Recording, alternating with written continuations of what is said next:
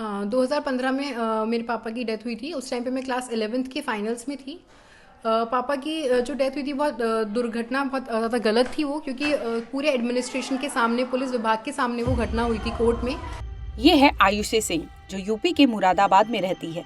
दरअसल आयुषी के पिता चाहते थे कि उनकी बेटी अधिकारी बने, लेकिन वो ये देखते उससे पहले ही साल 2015 में उनकी हत्या कर दी गई थी।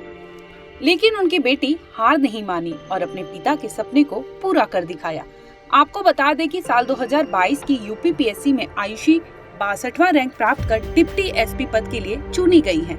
आयुषी की माने तो पिता की हत्या होने के बाद ही उन्होंने ठान लिया था कि वो अधिकारी ही बनेंगी, ताकि उनके पिता के साथ जो हुआ वो किसी दूसरे के साथ कभी ना हो सके।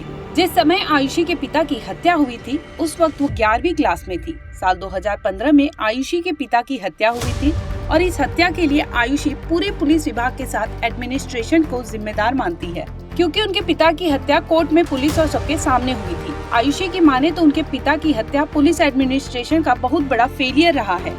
यहीं से आयुषी ने अधिकारी बनने का ठान लिया था। स्टार्टिंग से मेरे पापा चाहते थे कि मैं एडमिनिस्ट्रेशन की तरफ जाऊं, तो इसीलिए मैंने सोचा, क्लास 12 तक मेरे पास साइंस थी, तो मैंने फिर आर्ट्स में स्विच किया अपने ग्रेजुएशन में, ताकि मैं अपने पापा के सपने को पूरा कर पाऊँ। 2015 में मेरे पापा की डेथ हुई थी। उस टाइम पे मैं क्लास 11th के फाइनल्स में थी। पापा की जो डेथ हुई थी बहुत दुर्घटना बहुत ज़्यादा गलत थी वो, क्योंकि पूरे एडमिनिस्ट्रेशन के सामने, पुलिस विभाग के सामने वो घटना हुई थी कोर्ट में।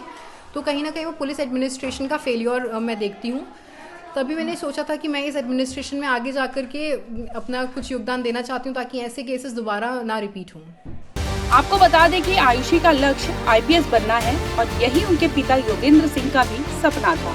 दरअसल मुरादाबाद जेल में बंद योगेंद्र सिंह और बुरा शूटर रिंकू मर्डर केस में बंद थे। साल 2015 में आयुषी के पिता योगेंद्र सिंह को कोर्ट में पेशी के लिए लाया गया था, जहां रिंकू के भाई सुमित ने गोली मारकर योगेंद्र सिंह की हत्या कर दी थी।